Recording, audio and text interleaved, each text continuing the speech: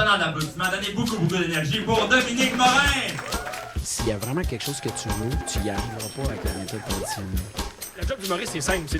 C'est d'être capable de relater avec tout le monde de la façon la plus simple, avec les mots les plus simples possibles. Est-ce que le beurre est rendu cher? Je pourrais me présenter. Je pourrais te dire Dom Morin enchanté, mais est-ce que le beurre est rendu cher, t'en dis crissement plus sur moi, j'ai réalisé. Premièrement, je chiale sur le prix des aliments, fait que oui, surprise, j'ai 30 ans. Puis deuxièmement, avec le mot que j'ai choisi, hostie pour commencer, tu le sais que ma trentaine commence pas tout à fait comme je l'avais prévu. Ainsi que le beurre est cher. Réalisez-vous que le beurre, c'est comme le symbole de la pauvreté. Avant, quelqu'un qui mangeait 2 toasts au beurre, tu fais, mon Dieu, c'est triste. C'est la première couche de la pyramide, de la fantaisie de la toast, là, tu sais. Tu rajoutes de la confiture, tu rajoutes du chocolat, du Nutella, c'est là que c'est le fun. Aujourd'hui, quelqu'un qui me dit que déjeuner 2 toasts au beurre de peanut, je suis comme esti de parvenu du Christ.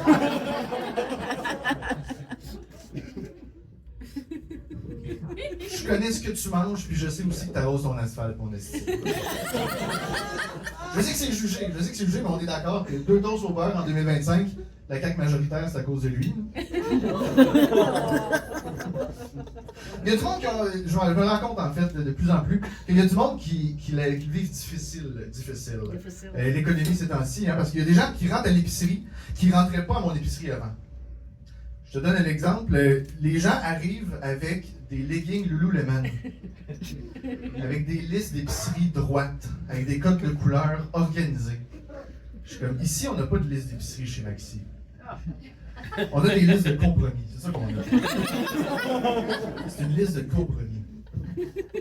Une liste de compromis qui tient sur 2 post-it que j'ai oubliés sur le comptoir de la cuisine.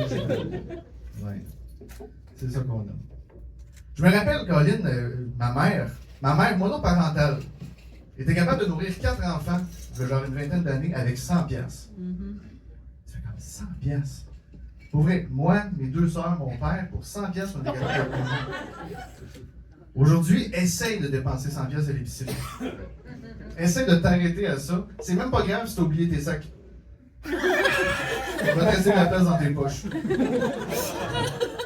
Je l'ai dit tantôt, c'est une liste de compromis au Maxi, oui, tout à fait. La liste de compromis est là parce que peu importe les rabais de l'épicerie, c'est jamais exactement ce que tu as le goût de manger. On peut tous entendre que la canne de jambon spam, là, peu importe ton rabais, la seule bonne recette avec du jambon spam, ça reste le jeûne.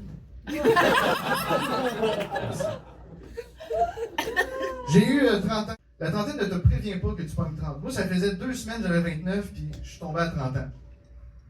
Je me suis réveillé un matin, j'ai fait, ça fait-tu 2 jours de suite que je rêve que je suis en ponton? J'en ai pas fait de cas. J'ai ouvert la tablette, j'ai été voir la Presse Plus, puis j'ai fait, ah fuck, j'ai 30 ans. Je dis bien pogné 30 ans, j'ai pogné 30 ans. Parce que la trentaine, j'ai réalisé, puis y a-tu des gens qui ont moins de 30 en ce moment? Par la position sur les flancs? Préparez-vous. Préparez-vous, là. La trentaine, c'est exactement comme une maladie vénérienne. Tu prends ton café le matin, tu regardes au loin, puis tu fais « Hey, si je voulais vraiment bien faire les choses, là, il y a 2-3 personnes qu'il faudrait que je rappelle. » C'est ça, toute la trentaine. Il y a tout le temps des téléphones en retard. Tout le temps que j'appelle du monde. Merci, c'est bon. On a un gars élan, c'est ça. Du moment où tu es sympathique avec le public qui embarque dans ta vibe, déjà là, ça va bien. Il y en a qui disent que la trentaine, c'est être dans son prime. Puis je fais, c'est impossible. Ça peut pas être ça, être dans son prime. Moi, je me fais cibler pour la publicité de machines d'apnée du sommeil. C'est pas ça. C'est pas ça, être dans son prime. J'ai réalisé que mes gosses étirent à mesure que mon espérance de vie rétrécit. C'est pas ça, être dans son prime. Puis la vie te le fait réaliser assez vite que t'es pas dans ton prime. Les artistes que je suis, les artistes que j'aime, tout leur prime est passé. Tout leur prime est passé. Je l'ai su parce que quand je regarde un article sur la presse puis qu'on parle des artistes que je suis, c'est jamais des mauvaises nouvelles. Moi, pour vrai, là, je suis jaloux de Taylor Swift aujourd'hui. Je suis jaloux d'en fait des fans de Taylor Swift. Parce que Taylor Swift, là, c'est que des bonnes nouvelles constamment. Taylor Swift a une nouvelle bague de fiançailles. Elle a un album. Elle a une nouvelle bague de mariage. Elle a un album. Elle est rendue avec une bague du Super Bowl. Puis après faire un album, je suis convaincu, la choriste. Moi, si on me parle d'Éric Clapton, bon, Éric Clapton, c'est parce qu'on est en train de changer une hanche. Les artistes que je suis sont plus dans leur prime. La trentaine, c'est quand même hot. Cela dit, là, vieillir, c'est pas tant que ça, vieillir. Mais tu sais, j'ai toujours dit dans ma vie, moi, l'âge, c'est un chiffre. J'ai défendu ça toute ma vingtaine. Puis je suis capable de vous le dire aujourd'hui, la trentaine, c'est pas un chiffre, c'est un argument. Ouais. Il y a des affaires que j'ai arrêté de faire sous le prétexte que j'ai 30 ans. Comme par exemple, j'embarque plus en arrière d'un char deux portes.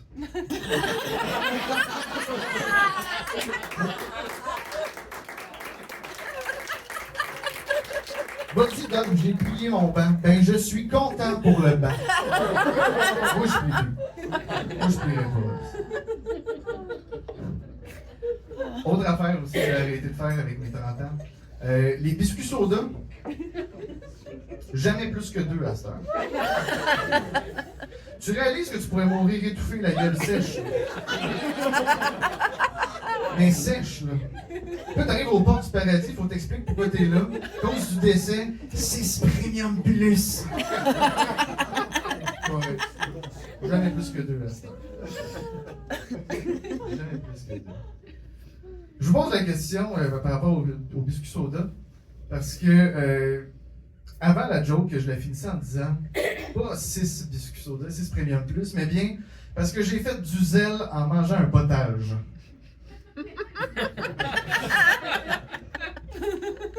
Ce qui m'amène au questionnement suivant. Un potage, on peut-tu régler ça? C'est-tu une bouchée de potage ou une gorgée de potage? C'est une vraie question, là.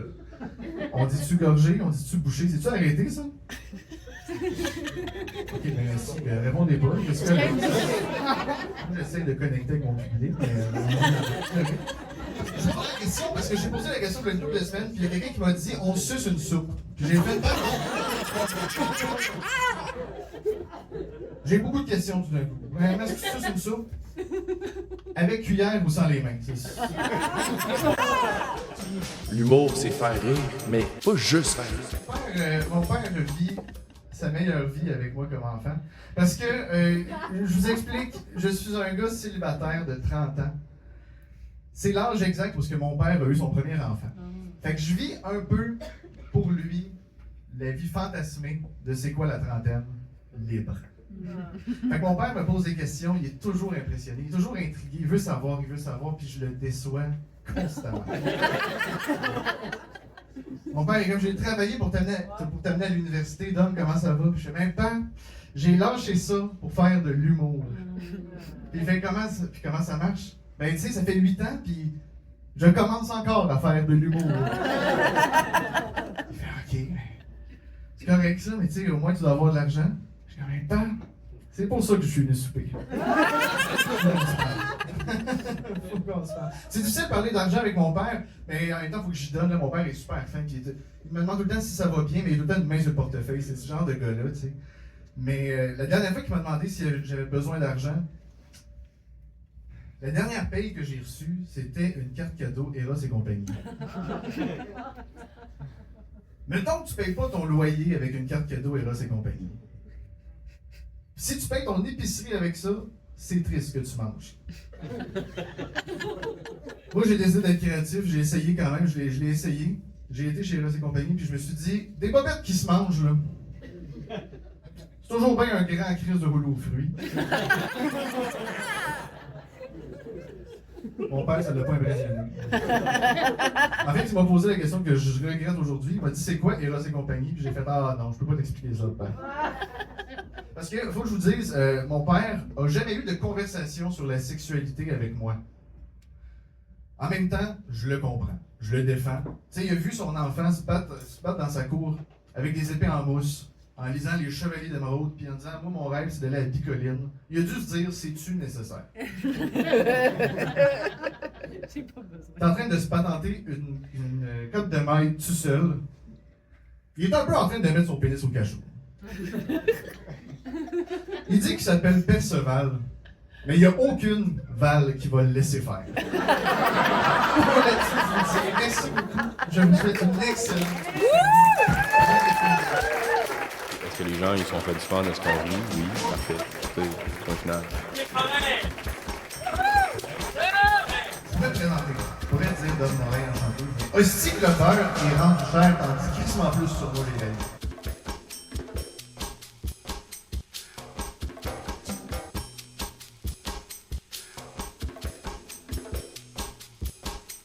Fait que si quelqu'un m'aime pour vrai après une soirée d'humour, il va voir quoi?